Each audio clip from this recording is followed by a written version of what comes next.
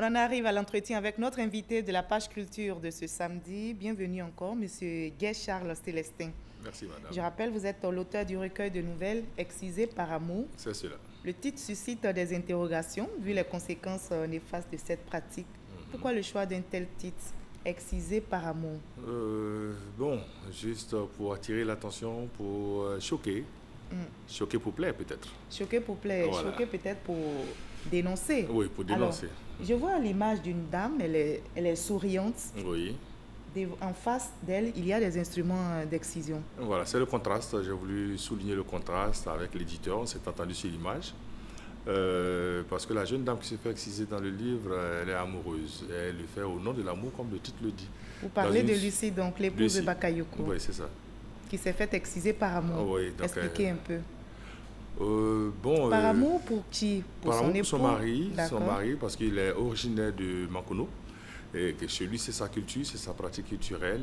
Donc, elle l'a fait pour rentrer dans le cadre de son mariage. Donc, à la demande de son époux, elle s'est fait exciser. À la demande de son époux et surtout de sa belle-mère, Bintou. Son époux a cédé à la pression de sa mère. C'est ça. Pourtant, il est intellectuel. Et de surcroît, il est de l'éducation. Il fait partie il est conseiller d'orientation. Conseiller d'orientation. Elle-même, elle est enseignante. Quel contraste. Oui. Pour dire que le combat n'est pas pour demain, le combat ne sera pas remporté. Pour dire que c'est quelque chose de psychologique, c'est culturel, c'est une dimension qu'il faut prendre en compte. Voilà. Et elle n'avait pas la possibilité de refuser, elle, connaissant les conséquences néfastes. Oui, dans la psychologie de Lucie, c'est une dame qui recherchait un mariage, je dirais entre guillemets, pas parfait. Donc, elle a trouvé Bakayoko qui rentrait dans ses canons. Et il n'y avait que ces barrières culturelles-là qui pouvaient poser problème. Donc, elle a décidé de franchir le pas. Donc, elle l'a fait pour gagner le cœur de son époux. Donc, le combat, il est amené à tous les niveaux. À tous les niveaux. D'accord. Alors, quels sont les risques qu'elle encourait, Lucie, en s'adonnant à cette pratique? Parce qu'elle, je rappelle, dans votre ouvrage, elle est âgée de 27 ans. Oui. Quand elle est victime d'excision. Elle est victime d'excision à 27 ans. Mais je dis comme ça au passage que d'abord, avec son mari, elle avait des difficultés pour avoir un enfant. Donc, c'est sa belle-mère qui lui a dit que c'est parce qu'elle était impure qu'elle n'avait pas d'enfant. Donc, il y avait ces deux paramètres-là. Il y a l'amour et puis la volonté véritable d'avoir un enfant. Donc, elle cède d'emblée, mais l'enfant ne vient pas comme ça. 2 ans après. Donc, voilà. Finalement, le rêve qu'elle poursuivait, elle ne pourra pas le réaliser. Voilà, elle ne réalise pas ce rêve. Et puis, le rêve de garder son mari, surtout, elle ne va pas le réaliser. Parce que finalement, ils vont divorcer. Ils vont se séparer. Je reprends ma question. Quel risque encourait Lucie en s'adonnant à l'excision? Par amour, comme vous le dites.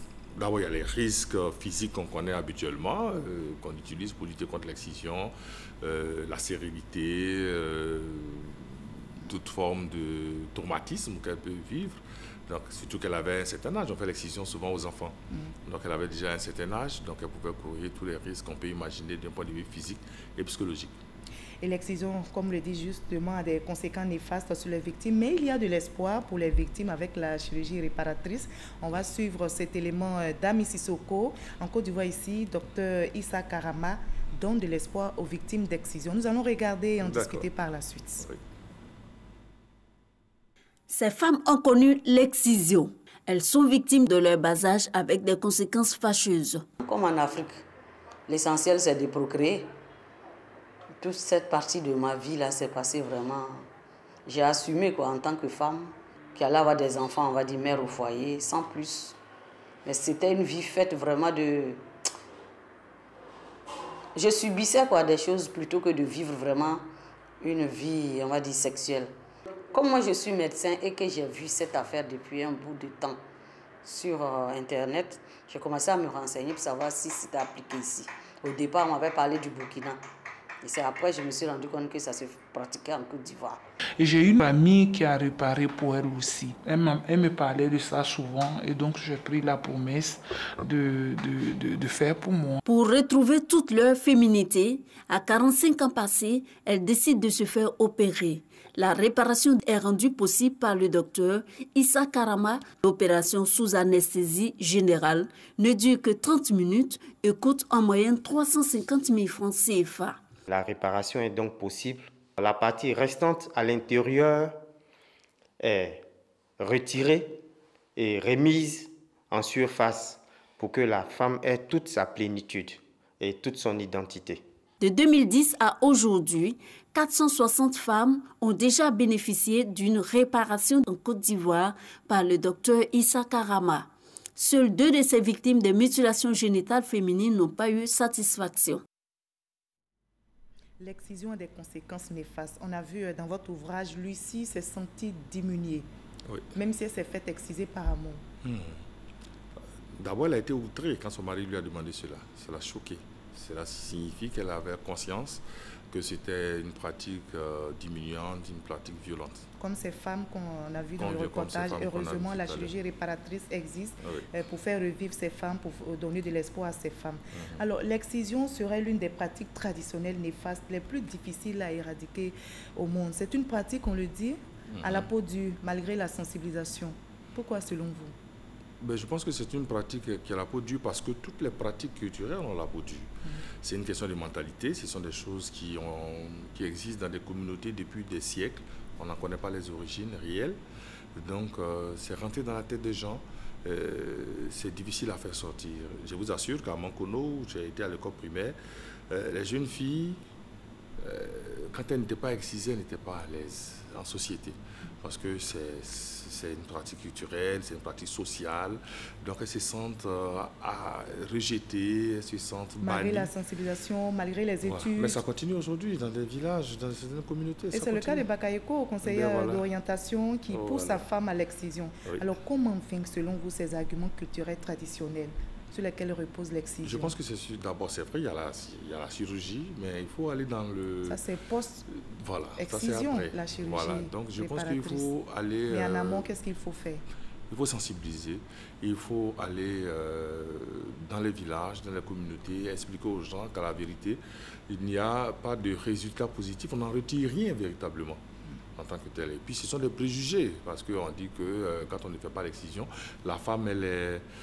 peut-être volage, elle est attirée par la sexualité et autres. Bon, rien ne prouve cela. D'accord. Dans le cas de Lucie, quelle leçon vous voulez qu'on en tire? C'est l'aspect culturel, parce que c'est la mère qui est dans une communauté où on pratique l'excision, qui pousse son fils à amener sa femme, qui n'est pas de la région, à faire l'excision.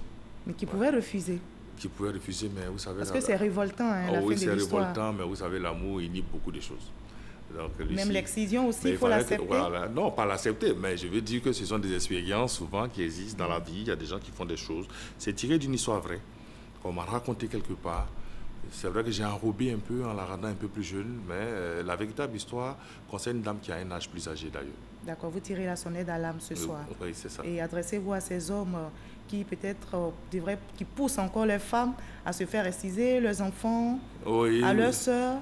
Mais je leur demanderais simplement de regarder les résultats sur la femme, c'est-à-dire les conséquences. Je vais parler des conséquences des traumatismes psychologiques, physiques que la femme vit. Et puis de toutes les façons, dans une société, à partir du moment où il y a rejet de quelque chose, moi je pense qu'il n'est pas opportun de pratiquer cette chose-là. Alors, vous avez décidé de vous engager dans la lutte. Quelles sont les régions encore touchées par cette pratique ici en Côte d'Ivoire, les régions les plus touchées? À partir du centre, vous avez presque la majorité des zones du nord, à partir de Diabo, à partir de Marabadiassa, Bundiali, Bondoukou, un peu partout, Ma. Voilà, donc c'est dit qu'il y a pratiquement une moitié de la Côte d'Ivoire qui pratique l'excision. Qui pratique encore l'excision. Voilà. Oui. Alors, vous êtes enseignant, je l'ai dit, vous êtes un homme. Dans une école de filles. Dans une école de filles, vous êtes solidaire donc des femmes dans cette lutte contre l'excision. Vous n'avez pas supporté Lucie, vous ne l'avez pas aidé du tout dans votre ouvrage, je ne sais pas pourquoi. Vous avez votre idée. C'est un état de fait. C'est un état de fait. Alors, peut-on remporter de façon définitive ce combat contre l'excision?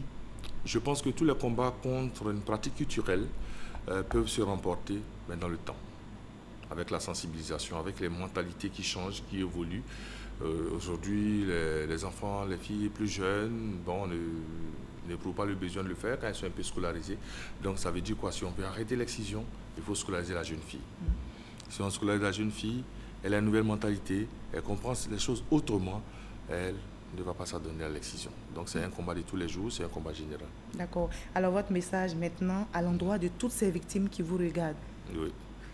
Je pense que... toutes ces victimes d'excision. Les victimes d'excision. Comme les Lucie. Lucie, du courage, pour celles qui ont déjà vécu cela. Celles qui ont les moyens pour faire une chirurgie réparatrice, mais je pense que pour tous les problèmes psychologiques, c'est une question de laisser passer ça derrière, et puis de regarder devant, et puis d'avancer. Vous avez parlé d'arguments traditionnels culturels, mais il n'y a pas que ça. Oui. Les raisons évoquées par ces femmes ou ces hommes qui refusent de déposer le couteau, il y a la raison hygiénique. Oui, mais c'est quand même culturel. Oui. On a mis ça dans leur tête. Vous comprenez? On a mis dans leur tête au point où les jeunes filles, quand elles ne sont pas excisées, elles pensent qu'elles sont sales. Voilà. Je vous assure que c'est pareil, même pour les garçons, dans une région comme Mankono. Moi, j'étais à l'école primaire, donc j'étais tout petit. Mais dans nos classes, quand une fille n'est pas excisée, les autres se moquent d'elle. Donc, elles pensent qu'elles sont sales. Elles pensent qu'elles ne sont pas intégrées. Donc, on se moque d'elles. Voilà. Mais je pense que c'est simplement un état d'esprit. Donc, il faut leur faire sortir ça de la tête. Vous n'êtes pas excisé, mais vous n'êtes pas sale, vous êtes entière. Vous êtes tel que Dieu vous a conçu. Donc ça ne pose pas de problème. Si Dieu voulait que la femme n'ait pas cet organe qu'on coupe, il l'aurait enlevé lui-même. D'accord. Et Lucie s'est faite exciser, elle n'a pas eu d'enfant. C'est 2 ans après, on ne sait pas pourquoi elle a eu l'enfant. Oui, ça c'est l'intrigue de la nouvelle.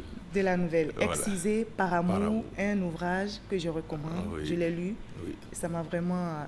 Je l'ai lu avec passion. Merci, monsieur Guy-Charles Célestin. Merci en tout cas d'avoir répondu à nos questions. Et surtout, merci pour votre contribution à la lutte contre les mutilations génitales féminines. Bon retour à Yamoussoukro. Merci, madame. Et nous saluons les jeunes filles de Mami Adjoa. Du lycée Mami Adjoa. Vous l'avez compris, ce journal est terminé. Il a été réalisé par Edouard Kofi Sakra, Fofana Mamadou et Jacques Aubrou.